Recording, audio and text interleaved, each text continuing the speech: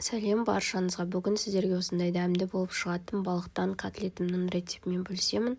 Ал ендеше кеттік. Бізге балықтың фаршы қажет болады. Еріген жерлерін алып, қалған бөлігін осылай қалдырдым. Келесі жолға үкіштен чесногымызды, пиязымызды, сәбіз, картошкамды жақсылап өткізіп алған болатынмын.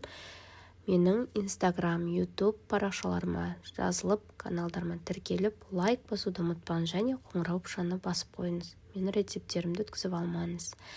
Осылай үкіштен жақсылап өткізіп алғаннан кейін бір жұмыртқа, тұз, дәмдеуіштерді, яғни қызыл бұрыш, паприка және араласқан осыны универсальный деген приправаны қолдандым. Жақсылап араластырып аласыздар.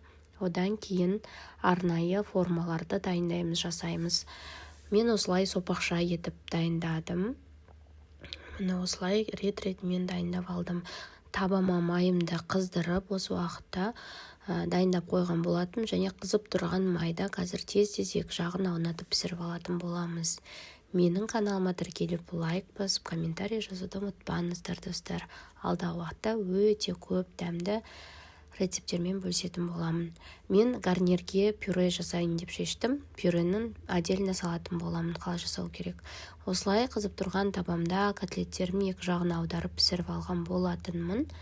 Жақсылап майдан бәрін бөліп алғаннан кейін мен және оған подлив жасайын деп жатырмын. Осы соленийден шыққан заттар және сәбіз, пияз қостым. Котлеттерімізді майдан өстіп алғаннан кейін осыны табаға бәрін реттеп, үстінен кішкене су тамызып, астын жай отқа қойдым.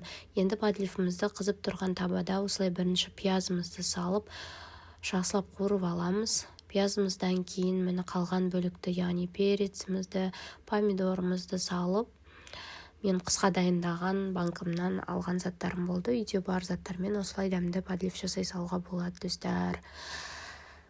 Тұзымызды дәміне қарай, сосын укроп сеуіп жібердім. Кішкене су қойдым да бетін жауып қойдым. Астарыңыз дәмді болсын, жасап көріңіз.